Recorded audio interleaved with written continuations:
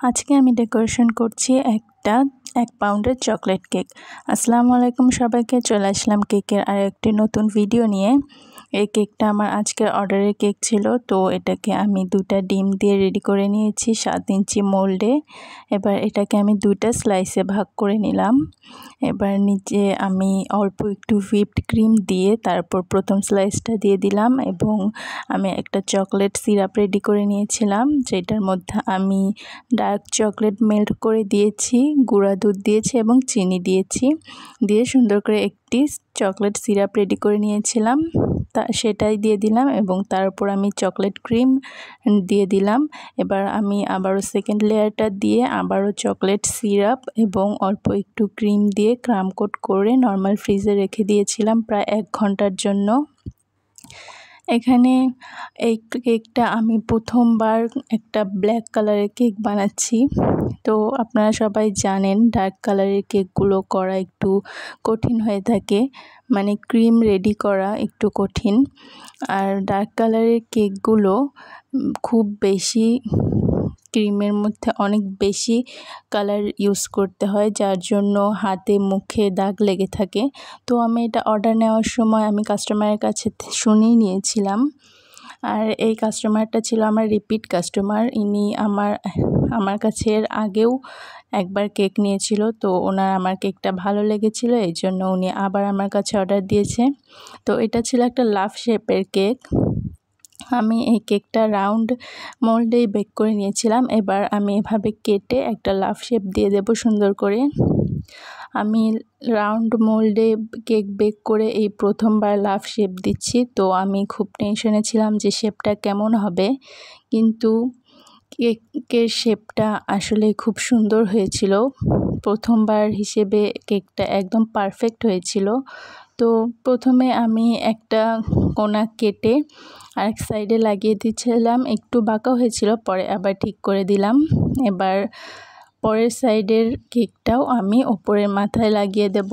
এবার আমি কেকের ওপরের সাইড থেকে অল্প একটু কেক কোনা করে কেটে নেব সুন্দর একটা শেপ দেওয়ার জন্য, এবং ওই কেকটুকু কিন্তু এই কেক থেকে বাতিল হয়ে যাবে, মানে ওই কেকটুকু আর এই কেকের মধ্যে দেওয়া যাবে না। কিন্তু ওই অল্প একটু কেকের জন্য কিন্তু কেকের ওজনে কোনো পার্থক্য হবে না, মানে যেহেতু এটা 1 পাউন্ডের কেক ছিল, এটা ওই কেকটা বাদ দেওয়ার কারণে 1 পাউন্ডের কমে যাবে না, সেটা 1 পাউন্ডই থাকবে এবং কিছুটা ওজনে 1 পাউন্ডের বেশি হয়। আমরা যখন কেক বানাই হোম বেকাররা, সেটা আমরা অবশ্যই খেয়াল রাখি যে কেক যেন ওজনের তুলনায় কম না হয়, বেশি হলে হবে কিন্তু কম যেন না হয়।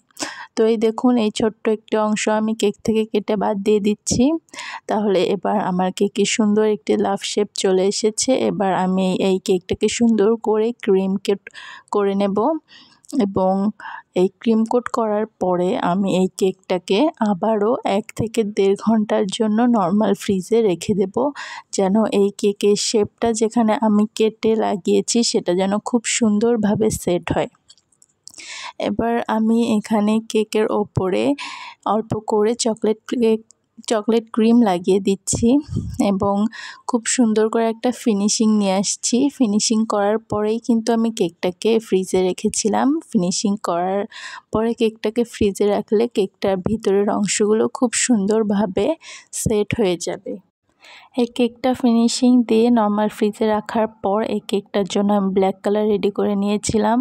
এই ব্ল্যাক কালারটা রেডি করার পরও কিন্তু এই ক্রিমটা 1 ঘন্টার জন্য কমপক্ষে ফ্রিজে রাখতে হবে, নর্মাল ফ্রিজে, তাহলে ব্ল্যাক কালারটা পারফেক্টভাবে হবে।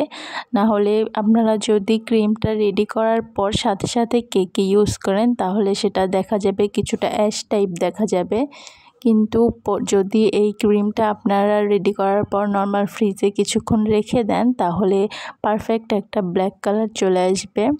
তো দেখুন, এবার আমি 1 থেকে 1.5 ঘন্টা পর এই কেকটাকে বের করে এই কেকের ওপরে অল্প করে ব্ল্যাক কালার ক্রিম লাগিয়ে দিচ্ছি, মানে খুবই পাতলা একটা লেয়ার দিয়ে দিচ্ছি, যেহেতু ডার্ক কালারের ক্রিমগুলো খেতে কিছুটা তেতো লাগে।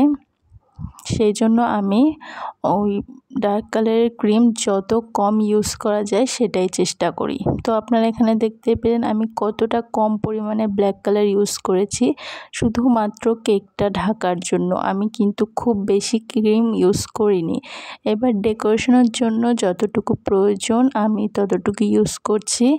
উপরে আমি একটা 6B নজেল দিয়ে এই কেকের কোণা দিয়ে একটা বর্ডার দিয়ে দিলাম এবং নিচে ছোট স্টার নজেল দিয়ে বর্ডার দিয়ে দিচ্ছি।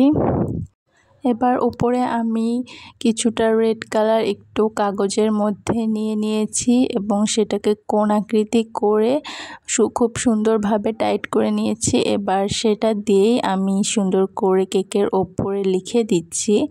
আমাকে কাস্টমার যেটা লিখে দিতে বলেছিল আমি সেটা লিখে দিলাম। এবং এই কাগজের মধ্যে ক্রিম দিয়ে লিখতে কিন্তু লেখাটা সহজ হলেও কাগজটা অনেক সময় ক্রিমের কারণে ভিজে নষ্ট হয়ে যায়। এবার এই লেখাটা করে দেওয়ার পর আমি কেকের নিচের সাইডে কিছু গোল্ডেন এবং হোয়াইট সুগার বলস দিয়ে ডেকোরেশন করে দিয়েছিলাম। তো দেখুন আপনারা কেমন হয়েছে।